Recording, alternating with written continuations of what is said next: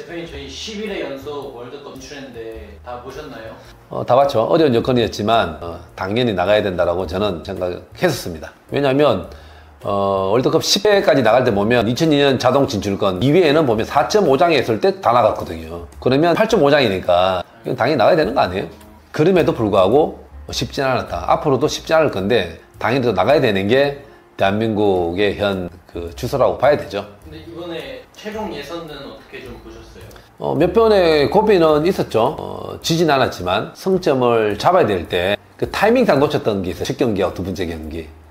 성점을 그때 4점 이상 가야 되는데 비기면으로서 좀 문제가 생겼던 적이 있는데 그럼에도 불구하고 원정에 가서 좋은 결과 만들어내면서 안정적으로 마무리 지었다. 우리가 두 경기 남겨놓고 우리가 이제 성점 1점만 하면 되는 거였잖아요. 근데 이라크 갈 때 만약에 성점을 못 가져왔으면 정말 위험한 홈 경기가 될 수 있었는데 그때 당시에 우리가 2대0 이겼잖아요. 결과를 가져옴으로써 이제 끝난 건데 두 경기 남겨놓고 끝내는 게 쉽지는 않아요. 이 정도라면 그래도 박수만한 과정을 거쳤다라고 저는 생각을 합니다. 그럼요. 마지막까지 온 게 아니라 두 경기 남겨놓고 성점 1점만 가지고 확보한다 생각하면 꽤 괜찮은 과정이었죠. 근데 이번에 8.5장이었는데 중국은 또 탈락을 했어요. 저는 중국은 8.5장이더라도 어렵다라고 얘기했던 적이 있어요. 그 이유를 들었던 게 뭐냐면 올라갈 만한 팀들, 중국하고 경쟁하는 팀들 제가 쭉 뽑아봤거든요. 우리 이쪽 중앙아시아, 극동아시아죠. 일단은 여기에서는 네 번째 안에 들어가요. 중국은 일본, 대한민국, 호주, 중국. 여기서만 해도 벌써 네 번째인 거야. 자, 그럼 어디로 가냐? 중동으로 가봐요. 이란, 사우디, 그 다음에 이라크, 쿠웨이트, UAE, 카타르, 바레인, 요르단. 여기 또 어렵죠? 8팀이죠? 여기 빠진 팀들이 있나? 우즈베키스탄 있죠? 여기 나갔잖아요? 자, 그러면 13번째, 14번째까지 들어가야 되는 게 중국인 거예요. 그럼 여기에서 이겨내야만 되는데, 여기에 이겨내야 될 팀들이 일단 일본, 대한민국, 호주는 객관적으로 봐도 중국보다 좀 강하잖아요. 사우디, 이란, 카타르, 우즈베키스탄, 또 북한도 있네. 이런 거 보면 8장 안에 들어가는 게 무지 어려운 거예요. 더군다나 요즘은 이 동남아시아 있죠. 말레이시아, 인도네시아, 그 다음에 태국, 베트남. 베트남은 이제 자국 선수들이 많이 하는 반면에 나머지 이 두 세 나라들은 할아버지에 있는 그 후손들 찾고 있는 거야. 근데 그 나라 지배를 받았기 때문에 네덜란드 등등등 이렇게 지배를 받았기 때문에 찾으니까 또 파들이 많은 거야. 그래서 이제는 귀화를 시켜가지고 경기 출전하니까 중국이 이제 동남아시아에 있는 팀들한테도 쉽지 않게 되는 거예요. 그래서 중국은 이번 월드컵은 탈락은 했지만 다음 월드컵에도 쉽지 않은 여정일 것이다. 언젠가는 나가게 되겠지만 그 언젠가가 개최국이 되는 게 아닌가. 그게 제일 좀 현실적이겠네. 현실적이지. 8장 가지고는 지금부터 정말 준비를 잘하지 않으면 다음 월드컵도 진출하기는 쉽지 않다. 중국 월드컵이 열린 적은 없어. 그래서 피파에서는 아시아에서 한번 하게 되면 중국한테 기회를 주고 싶지 않을까라고 생각이 되는데 여러분들 요즘 이제 보시면 아시겠지만 큰 메이저 대회가 중동에서 많이 열려요. 그 다음에 이번에는 이제 북중미 해가지고 이제 캐나다하고 미국하고 멕시코하고서 열리는 건데 앞으로는 그 메이저 대회가 어떻게 열리느냐면 기본적으로 예전에는 대륙별 돌아가서 나라별 이렇게 또 배분하는 경우가 많았었는데 지금은 조금 다르게 흘러가고 있는 게 너네들이 얼마 줄 거야 피파에 너네들이 AFC에 그 기부금을 얼마를 주냐 이게 점수에 들어가요. 자, 그러면 카타르, 사우디에서 돈으로 개최에 대한 점수를 받아가니까 그 메이지 대회가 탁 쪽으로 가는 거예요. 그래서 중국이 한번 겁나게 배팅을 해야만 아시아권의 월드컵을 가져갈 수 있지 않을까라는 생각이 드는 거죠. 근데 이번에 출전국 수가 늘어났잖아요. 그런 거에도 이제 중국의 어떤 좀 이렇게 로비나 이런 게 있었다는 얘기도 있었잖아요. 어쨌든 그 다양한 국가들의 기회를 주기 위해서 피파에서는 노력을 했던 모습들이 보이는 거고 일단 그 개최국이 늘어나게 되면 월드컵에서 일단 그 경기 자체가 또 늘어나는 거잖아요. 여기에는 이제 보이지 않는 비즈니스가 이제 포함되어 있는 거죠. 그러면서 이제 매번 나가는 월드컵 국가들이 참여를 하는 게 아니라 새로운 국가들에게도 기회를 주자라는 취지였었는데 그 취지의 목적에 보면 중국 인구가 제일 많잖아요. 피파에서는 사실 생각을 하고 있었을 거예요. 근데 중국이 실력으로 넘지 못했으니까 이거는 중국에서 바라보는 월드컵 진출에 대한 밑거름이었는데 완전 실패작이죠. 근데 이번에 우즈베키스탄은 출전해서 대통령이 차를 한 대씩 줬다고 하는데 그 기사 보셨어요? 우리도 만약에 월드컵에 처음 나갔으면 대통령뿐만이 아니라 모든 기업들에서 그만한 혜택과 보상이 주어지지 않았을까. 이번에 그 요르단도 그랬다 그러더라고요. 국왕들하고 식사도 하고 중동 쪽은 나가게 되면 집도 주고 차도 주고 막 그런 경우가 많이 있으니까 특히나 돈 많은 나라들 뭐 사우디, 카타르 등등등 처음 월드컵 출전이었으니까 그 혜택들을 많이 준 걸로 알고 있습니다. 대한민국도 많이 줘야죠. 대한민국 선수들이 출전하는데 그 월드컵 출전하면은 대한민국 선수들 뭐 그런 받는 거 없나요? 아, 있죠. 일단 대한민국은 출전하게 되면 이제 이렇게 되어 있어요. 처음부터 끝까지 다 경기를 뛰는 선수들이 있고 중간에 한두 경기 뛰는 선수들 있고 등등등 다르잖아요. 등급을매겨요. A, B, C, D, E, F 이렇게 해서 그럼 출전율에 따라 가지고 뭐 A 등급은 얼마, B 등급은 얼마, C는 얼마, D는 얼마 이렇게 한 경기 있고 그 다음에 그 대표생 할 때는 게임 수당들이 있어요. 뭐 이기게 되면 게임 수당이 500만 원씩 이렇게 뭐 어떤 게임은 300만 원. 그러면 거기에 따라서 출전에 따라서 이제 받는 것들이 있고 토탈적으로 봤을 때는 제가 97년도 우리가 98 프랑스 월드컵 나갈 때는 그때 당시 금액으로 제 기억으로는 한 7천만 원, 8천만 원 정도 받았던 걸로 기억이 나요. 선수 개인당. 네. 그러니까 그때 당시에 연봉 받는 거에 비하면 꽤 괜찮은 보상이었죠. 지금 7, 8천만 원 해도 근데 그 당시 지금 만약에 그때 당시에 환율로 얘기해서 돈을 주게 되면 한 2, 3억은 줘야 되는데 대한민국 현재 그 정도 수준까지는 안 주는 걸로 알고 있어가지고 선수들이 그렇게 피부에 와닿지는 않을 것 같아요. 지금은 얼마 줘요?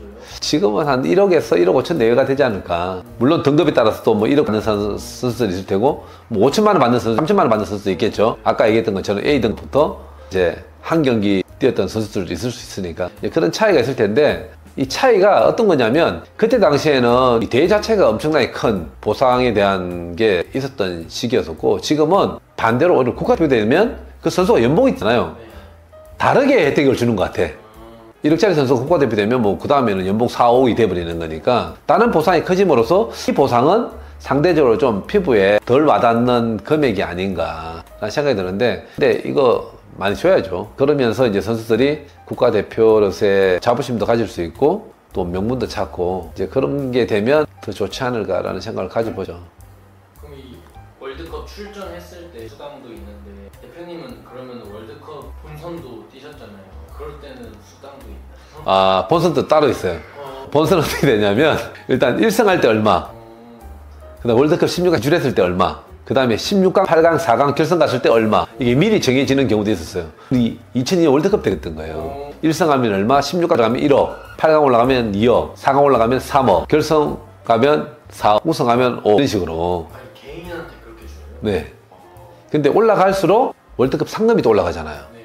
그래서 거기에 맞춰서 이제 계획을 잡고 있는 거고 그때 당시에는 또 대한민국에 열렸던 월드컵이기 때문에 1억 주는 게 안 아꼴 정도의 가치가 있는 거였죠. 그래서 4강 올라갔을 때 선수단 전체가 다 3억씩 받았습니다. 근데 월드컵 가서 월드컵 멤버 들어가는 게 정말 힘들어요. 지금 보면 내가 윙포더야. 내가 월드컵 들어가서 게임을 들이면 누굴 제쳐야 되냐면 손민을 제쳐야 되고 황희찬을 제쳐야 되고 이강인을 제쳐야 내가 월드컵 게임을 뛸 수 있는 거야.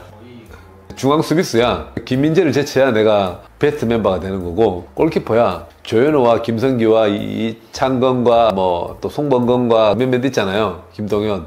이래서 제쳐야 내가 국가대표 들어갈 수 있는 거야. 그래서 단번에 그걸 만들어질 수가 없는 거야.